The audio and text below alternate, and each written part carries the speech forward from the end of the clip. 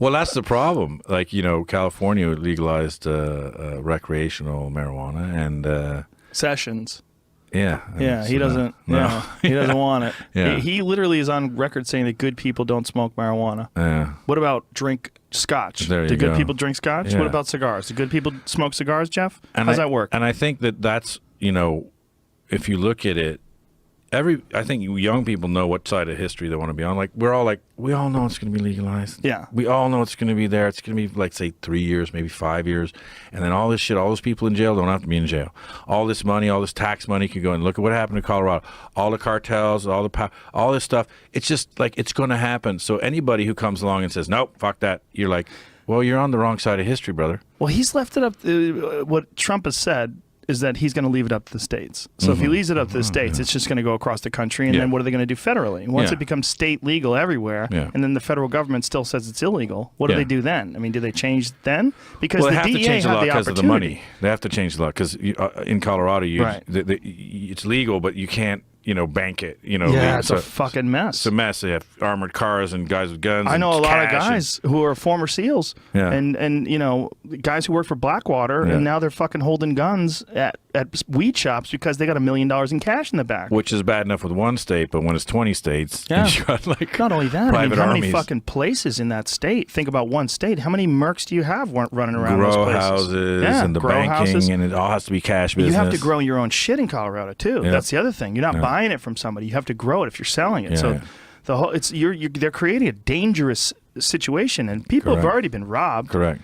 And the whole thing, to me, it was really disappointing when the DEA didn't change the classification from Schedule 1 in August. Like they had the opportunity. All the evidence was there. They know the evidence is there, and they fucking lied about it. Yeah. And this is under Obama.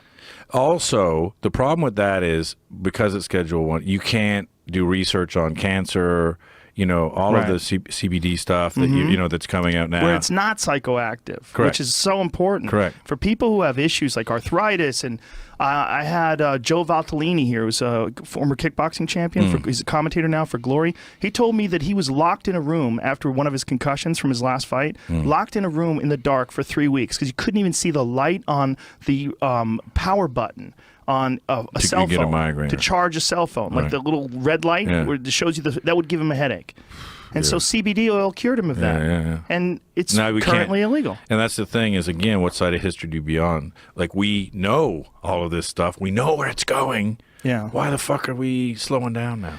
Well, it's a bunch of old people. That's really what it is. So. It's a bunch of old people who don't get high, and and they're scared of it. And instead of looking at it pragmatically, objectively, looking at the science, they're looking at it like some goddamn 1950s episode of Dragnet. Exactly. Joe Friday's coming in. It's Pot is for frustrating. losers. It's frustrating. Are you a loser, Mickey? It's like that's really what's going on. It's very strange. Yeah.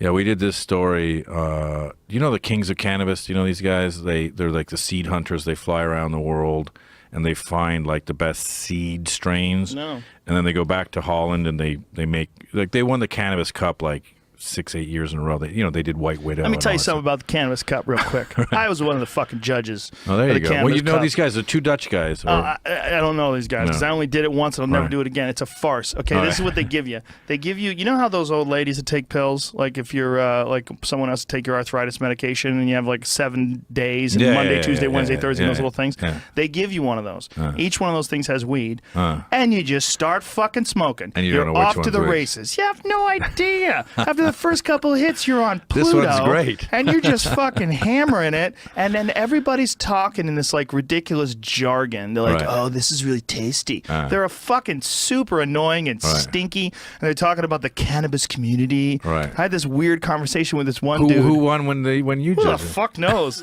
I don't even know who I voted for. I have no idea. I was so high afterwards. I was having out of body experiences because people were giving me cookies and candies. It was one of, if not the highest, one of the highest I've ever been in my life. Maybe the highest. Yeah. Because we were at this place on Melrose. It was a head shop, and in the back they had this pot thing, and it was just filled with fucking people, and there's no ventilation, just filled with pot smoke. And this is in Amsterdam. This is in Los Angeles. Oh, Los Angeles. Yeah, they did it in L.A. Oh, shit. And they're passing around bongs and pipes and cookies and cakes, and they had security there to make sure no one would come, and they had it all blocked off. And everything. They did a smart job, like the way they handled it. But as far as like actually judging what's the best pot, get the fuck out of here. No one has any idea. It's like giving you 7 glasses of whiskey and then telling you to drink some wine. What wine do you like, Shane? You're like, that's generally how it is. Yeah, exactly. That's how most of our podcasts are. Yeah, man, I judged it, and I don't remember what I judged. I don't remember what the pot was like. I was a poor judge, and everybody else is a poor judge too. But I'm being honest about it. It's a joke. There you go. If you wanted to judge you wanted to have a real cannabis cup, you would give someone a strain for a week, and then give them another strain for a week, and make them keep a journal, and then make them send in that journal. Like, this is my experience on this. This is how much I smoked. This is what it felt like. Body high, head high. Or blah, if blah, it's blah. too fucking strong, some of that shit is like acid. Yeah. You like that? That's my stuff. Yeah. It's getting to a strange place now for sure. Yeah. Because what's interesting to me is when people who don't smoke it, then I get to see. Because our tolerance is so high. Because we smoke it. I smoke it almost every day. At least 5 days a week I probably smoke weed. Yeah. So when I see people that try it for the first time, and you see that terrified look in their eye where they're confronted with their own mortality, and they feel the earth spinning, and they're like, Jesus. I've got a question for you, Mr. Smoker. Okay. Because my problem is I'm an ex-smoker, not an ex-weed smoker. I'm a current weed smoker. I'm an ex-smoker. Right. And so smoking always makes me want to smoke cigarettes, A. B, so I do like, they have all the different things now. The one I like is this high CBD sort of, but it gets you high still, the honey, Oh, yeah. And it's fucking awesome. Whatever you need, I can get. Okay, but the thing is, but I got a question because I was thinking about this the other day because I'm like reading all about how it stops cancer. This is great for this and great for that and all this other stuff. So I'm like, fuck yeah. But isn't smoking it still bad for you? No, apparently not. And Who's saying actually, that, scientists. Right. It actually acts as an expectorant on your lungs. It's actually good for people that have emphysema. It's actually good for people that have issues with their lungs, which is really strange. Really strange. Asthma, really good for asthma. Dilates you're smoking the lungs. weed. Yeah, crazy. Right. Doesn't seem to make sense. No.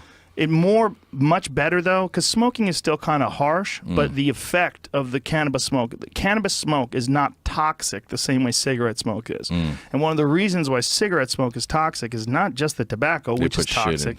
599 fucking chemicals or whatever the hell it is now. Marijuana users have good lungs for transplanting. So if you get high, walk off a building. Whoops, man.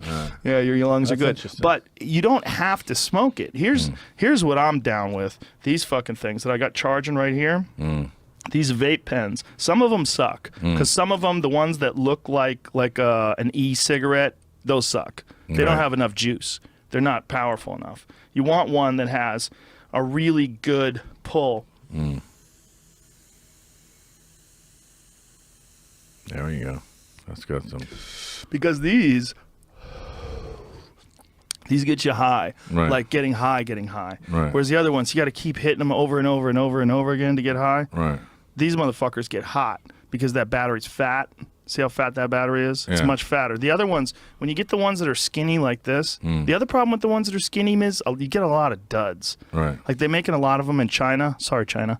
But a lot of them suck, man. Like my friend Gino, who sells me everything, he gave me 4 pens, and 3 of them were duds. Really? 3 out of fucking 4 were duds. They just didn't work. If it was all legal, then exactly. Quality control. Quality control. Yeah. Well, they were packaged. See, the whole deal is that they're packaged already, and when you're getting these ones that are pre-packaged, like you throw them away when they're done. It's very wasteful. So you just get this little cartridge, you slide the cartridge into this big fat battery thing, and bam! You're there. Off to the races! Want some? No. Scared? No. Don't be scared. It's being a good boy. It's a good time, man. It's a good time for that. And it's a good time for people to do, well, the problem is federal research is still impossible. Doing real hardcore research on, large-scale research nationwide. And we should be going, anything that shows some promise re-cancer, we should be going whole hog after, and the fact that we're not is just ridiculous. I'm worried that he has Trump has such incredible connections to money.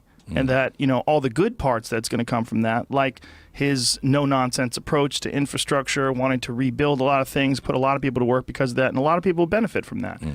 What scares me is that money connection with the pharmaceutical companies who have just gone way, way out of their way to just try to stifle marijuana research at every possible turn and legalization at every possible turn. And it's just criminal. What they do is awful, because when you make something illegal, it's not just making something illegal, which is why I had to like drill this into the head of a friend of mine who was pro-Hillary, and he's asking me why I'm upset with her, and I said, look, dude, there's a fucking email that was leaked, the WikiLeaks email that said she's against marijuana in every sense of the word. This was she was making a promise to some organization. I don't remember who it was, but they were asking her what is her stance on marijuana. She's against it in every sense of the word. How could you be? That's like saying I'm against peanut butter in every sense of the word. Like, what are you, a monster? You want people to go to jail for peanut butter? Like, the problem is it's not just that you don't like it, which I'm fine with. The problem is you can make people get locked in a cage. That's a crime. It's a crime. We know this is innocuous. Like, I just hit it. We're having a conversation. There's no problems. This is not some devil weed. It's not going to ruin lives. I pay taxes. I have a family. Everything's fine. I wake up when the alarm goes off. We've been fed bullshit. And when someone who's in the position of running for president, like Hillary, says something crazy like that, she's against marijuana legalization in every sense of the word, that means people are going to go to jail. That means people are going to get shot. That means more Mexican drug gangs are going to ship more illegal product over here. The more research is being done. No research is being done. People are going to die from cancer that don't have to die. People are going to get diseases they don't have to get. But this is my problem. Because, again, it's what side of history do you want to be on? And I think that most people who grew up the way we did it, or sane people, are just saying, what the fuck? Exactly. What the fuck are you talking about? Exactly. Come on.